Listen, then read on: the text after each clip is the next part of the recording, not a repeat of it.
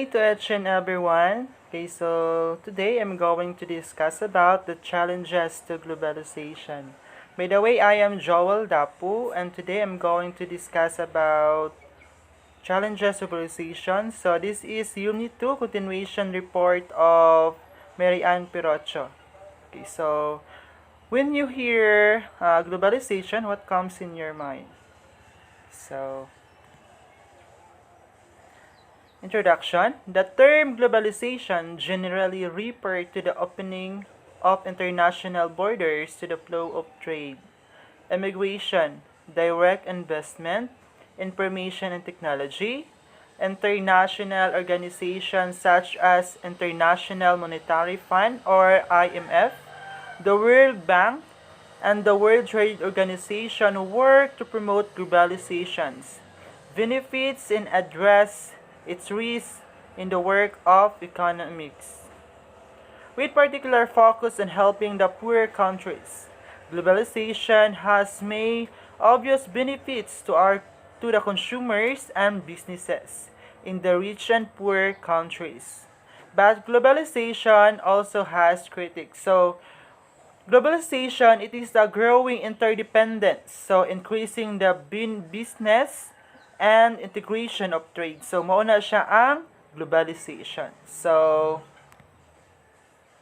this time we're going to discuss the positive consequences of globalization, negative impacts of globalization, ethics issues on globalization, solution to ethical problems of globalization, and the last is ethical challenges for business working in a globalization world. So first is positive consequences of globalization.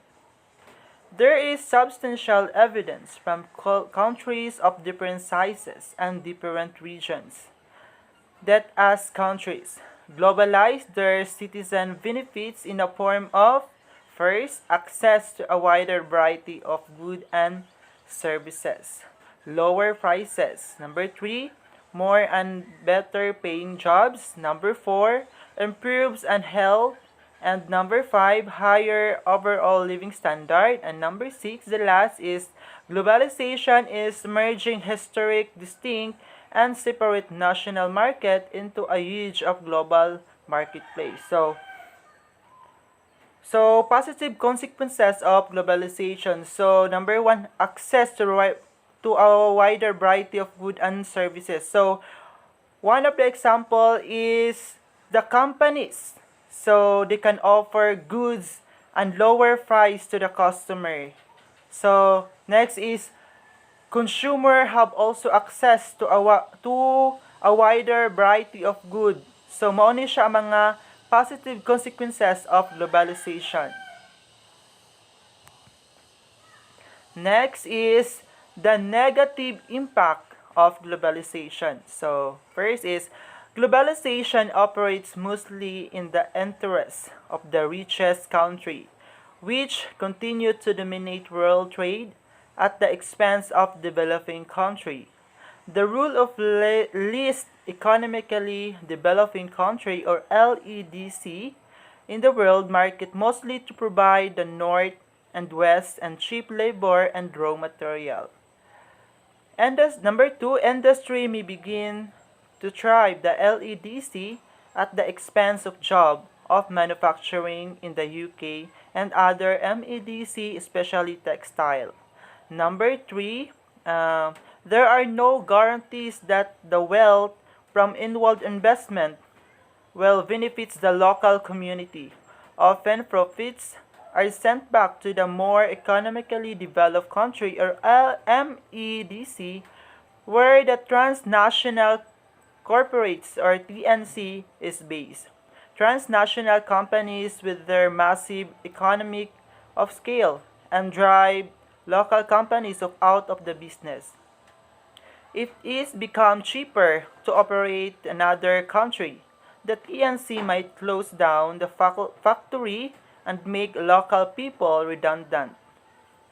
Okay, so first, let's identify kung unsa dyan ang mga LEDC o MEDC. So, when we say LEDC, mo ni siya ang mga less economically developing countries. So, when we say less economically developing countries, so, mo ni sila ang mga country na poor or mo ni sila ang mga country na low quality of life. So, example of this is example is Asia and Africa. So, Philippines is part of developing country. So, next is MEDC. So, kaang mga MEDC, mo ni sila ang mga more economically developing country. For short, mo ni sila ang mga richest country. So,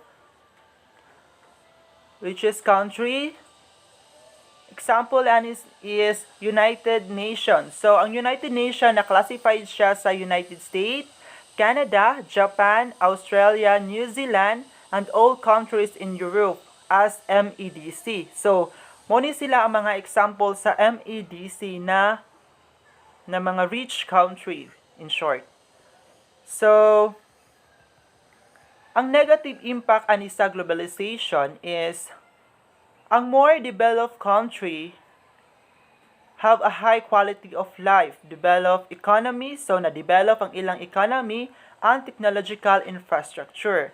Meanwhile, ang less economically developed country or LEDC is mga less or low quality of life. So, na-adjust sila inequality within countries.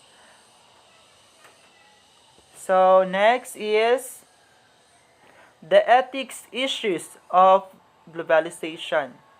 The ethics issues on globalization. So, first is inequality of power. Example, with no or few trades union leads to massive exploitation by multinationals. So, as what I have said earlier, so na-adjust sila inequality because different power kasi ang ilang kuan. Ang LEDC is low quality of life. So, in short, mo ni sila ang mga poor country. While ang kaning MLDC or more developing country, so mo ni sila ang rich country. So, na-adjust sila yung mga inequality. So, different living standard, different quality sa ilang mga country. So, number 2, the gap between rich and poor in the world is still very large. The bottom 2.5 million. So, 40% of the world population live or less than $2 a day. I receive only 5% of the world income. So, na-adjust siya yung mga gap between rich and poor. So, when we say, ang income sa poor is $2 a day. So, gamay kaayong income sa mga poor country. While ang kaning mga rich country is, dagko kayo sila kay more on business man siya, focus on businesses.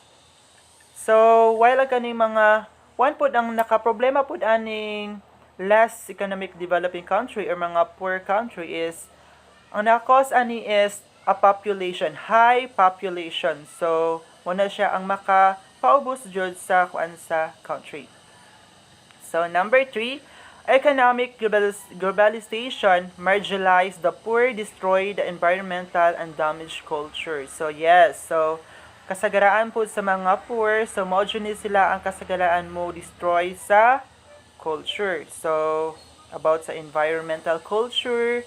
So, kayo makay sila yung mga enough knowledge about environmental culture. So, sila kabalo unsay mga outcomes na makuan sa or outcomes na makuan sa mga environment. So, number 4 is poverty. There are still too many people who die because they are too poor to live. Aid and fair trading system are crucial. As well as we see, it can be the enormous help to poor country. It can start them on the first step of the ladder, the progress. Okay, so poverty, yes. Mao ni siya ang kuan sa ang mga problem na encounter sa less economically developing country. So poverty. So kadalasan sa makuan sa poverty is only sila ang mga poor country. So one example is ang Philippines. So Philippines is naka-encounter sila og poverty. So ang mga people na nagpuyo sa less economically developing country is mo abroad para makalingkawas sila sa kalisod. So muna sila ang kuan sa poverty, naka-encounter og crisis. So number 5, about 820 million people lack adequate nutrition. More than 850 million are illiterate and almost lack of access to basic sanitation of rich country. Less than one child in 100 dies before the age of 5. In the poorest country, one of child is 5 dies. Every day, 300,000 young people die from preventable causes. Life expectancy in rich nation average 77 years, whereas in sub-Sahara Africa it is 48 years. So lack of adequate nutrition. So and illiterate, almost lack of access. So diri is yes, kasagaran mo po sa mga less economically developing country is because na sila'y mga circumstances or mga different circumstances na ilang ma-experience, which is ang poverty. So ang uban ani is dili na sila ka-eskwela or mga lack of nutrition. So wala kay sila'y proper diet, so masinunsa na lang ilang ginakaon. So like sa squatter area, so nikaon sila og mga pagpag. So from gikan sa mga basurahan, so gikaon to nila para makalingkawas sila sa kagutom. So inana kalisod ang mga example of mga naka-encounter og poverty. Okay, so next is solution to ethical problems of globalization. So number 1, countries must accept shared responsibility for managing the risk that is endangered. Rich countries should assess poor country for them to fulfill economic growth and development. So yes, so dapat ang mga rich country i-assess nila ang mga poor country. So just like sa naakoy na kuan na country which is ang gikaon nila is lapok na lang ilang gikaon. So because wala sila ginakaon. So dapat kato is i-assess to sa mga rich country, gagaan silang mga assistant para makasurvive. So number 2, coordinate action is required to address the problem of poverty and malnutrition worldwide, and the nature of response need to tailored to the problem. Okay, so yes, so dapat mo-coordinate pod ang mga rich country na sila action na buhaton para sa mga poor country. So para makuan nila ang ma-maintain nila ang healthy lifestyle, healthy lifestyle. So mahatag sila mga foods unta sa mga assistance para sa mga poor country. So in this case, number 3 is, in this case of pandemic, the key is to support country where outbreaks occur to help those most risk of infection. So, yes. So, dapat i-assess Japon sa, or tagaan mga financial ang mga poor country, especially for those country na naka-encounter og mga pandemic. So, most of them die because of pandemic. back to 2019. Okay, so number 4, widespread dangers such as climate change or a new financial crisis can require to the cooperation of dozens of countries and a broad range of institutions.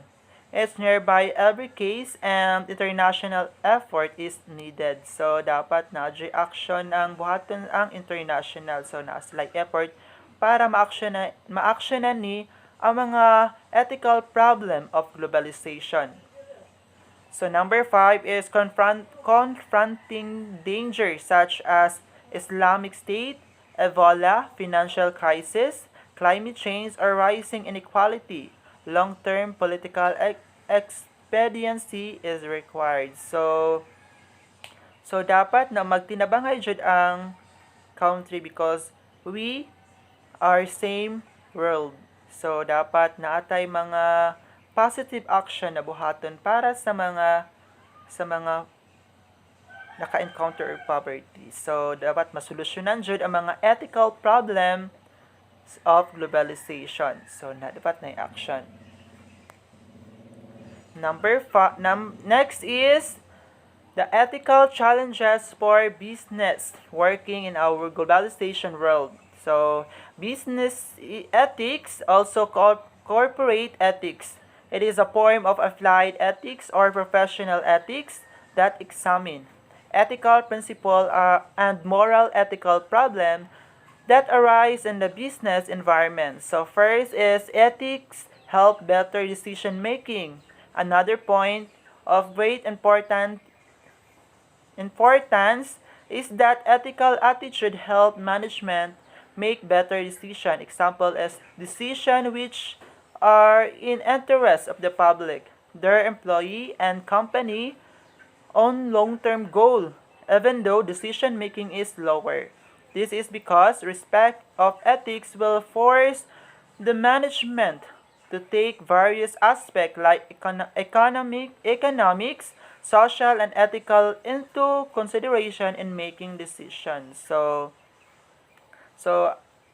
gamit siya kayang ethics para sa globalization. So, ethics help better decision making. So, yes, pinaka-importante dyan to learn about ethics. So, number 2, ethics and profits. Ethics and profits go together. A company is inspired by ethics conducts is also profitable one. Value-driven companies are sure to be successful in the long run, true in a short run, and they may lose money. Okay, so ethics and profits go together. So, muna sila ang mga kuan sa ethics challenges for business. So, maura to guys. That will be all. Thank you.